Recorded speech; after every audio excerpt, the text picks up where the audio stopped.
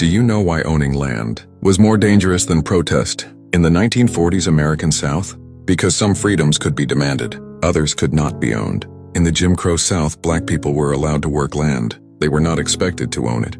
Ownership meant independence, food without permission, money without debt, a future that couldn't be easily controlled. That kind of freedom made white people nervous. In rural Mississippi, land was power. Whoever owned it decided who worked, who ate, who stayed, who left. And in the 1940s, that power was not supposed to be black. There was a black man who crossed that line. His name was Isaac Simmons. He was a minister, a farmer, and a landowner. He owned over 270 acres of fertile land. Not rented, not borrowed, owned. He wasn't organizing protests. He wasn't marching. He wasn't giving speeches. He was farming his land. That was enough. In the South, protest could be ignored. Ownership could not. Because ownership created generational wealth, political influence, independence from white control.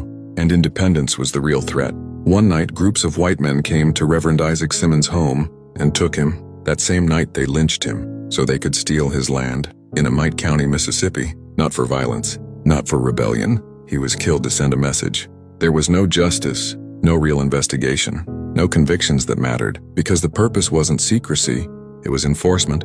After his death, his land did not remain with his family. It changed hands and ended up owned by white people, quietly, violently, legally enough. This is how land was taken in the Jim Crow South. Not through paperwork, through terror. And Reverend Simmons was not alone. Across the South, black landowners were threatened, forced off their property, murdered. By the mid-20th century, black Americans had lost millions of acres of land, not by accident, by design. This is why so many stories stop at protest, because protest feels safe to remember.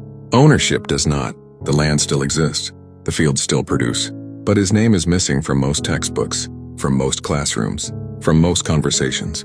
Because remembering him forces an uncomfortable truth that in America, owning freedom was treated as a crime. So ask yourself, if protest could be ignored, but ownership had to be destroyed, what kind of freedom was never meant to last? Not every hero makes it into textbooks.